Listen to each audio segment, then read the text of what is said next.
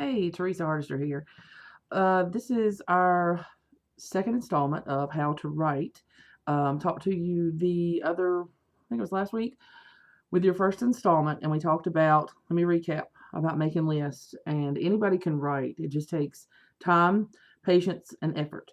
So if you followed my instructions last week and made some lists of things that you would like to write about or interesting things and give me some descriptions, I talked to you about being scared. Well, today I'm going to talk to you about putting that stuff into sentence form. I want you to take those lists that you wrote of things that you'd like to write about and just take out a blank sheet of paper or open a new page on Word and start writing. Now, here's something that I wanted to address with you about writing. I see this a lot, and it just drives me insane. The word very. I hate the word very because it's a cop out. If you're using the word very a lot, then we got some issues. You need to be more descriptive than to just solely use the word very. In the case of, I am very happy. I am very sad. That doesn't tell me anything about the range of emotions that you felt in your happiness or in your sadness, or I'm very worried. Describe every sense. I talked about this last time about all your senses. Think of those senses and words that evolve from those senses. You could smell fear. You felt fear. Not, I'm very scared. That is truly a cop out to me. And when I see very, I scream and I run and I gotta go. I can't handle that word. So when you start describing things and you start putting things in sentence form, stay away from that, because to me, that's just a way to just keep writing, and you're missing the whole point on a good opportunity to truly describe how you feel and to elaborate, if you will, on the emotion or the whatever it is you're trying to create. Say you're trying to talk about a battle scene. Say you're into writing that kind of stuff, and so you want to say that the army was very big that you were opposing. Now that tells me that there was a big army there, but it doesn't tell me if they were menacing or if they were overshadowing or they were dark or they were nasty, gnarly. Break out some adjectives. Get those adjectives out there and do it. So I want to see some description from you. If you need to use, and I can't stress this enough, all of your senses.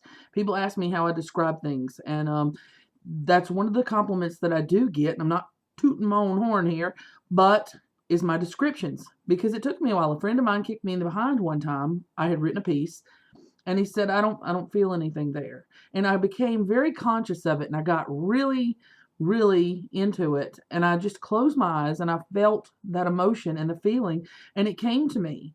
And from that point on, I was able to, whip out my thesaurus or whatever adjective came to mind and put it on paper or whatever format you use to write with. And the same goes for poetry.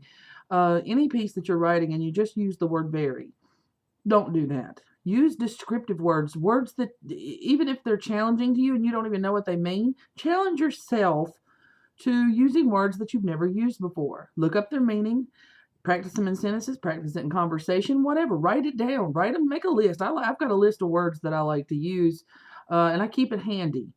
And so do that. Pick out these words with like a brief description of what they mean, so that when you're, just pecking away or writing away, you've got them right there and you don't have to go, what was that word again? You have it in front of you and you can do this thing. I think everybody has the ability to write. It's just a matter of getting there. And it is my hope with this series to get you there. So this week, I want you to focus on getting rid of that word very. Very is a no-no. We don't do very. I want you to describe things to me. Even if it's one paragraph, take one paragraph at a time. Write a paragraph for me this week about how you feel. A situation that was saddening, or the happiest moment of your week. There you go. That'll give you some good adjectives to look up. The happiest moment or happiest day of your week and why. And that should produce a very descriptive paragraph with some very key words there that will show you what I'm talking about when we slap those adjectives in there and we get descriptive and we want a vision.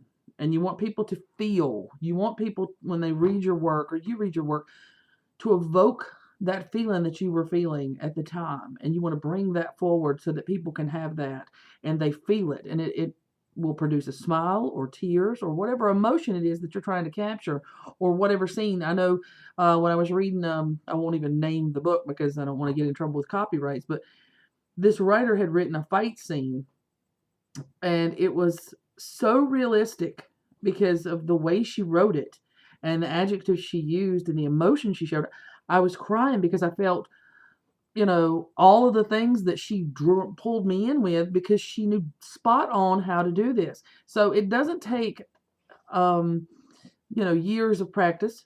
Just start doing it. Start slowly, working these words into your vocabulary. Look them up and get rid of that word very.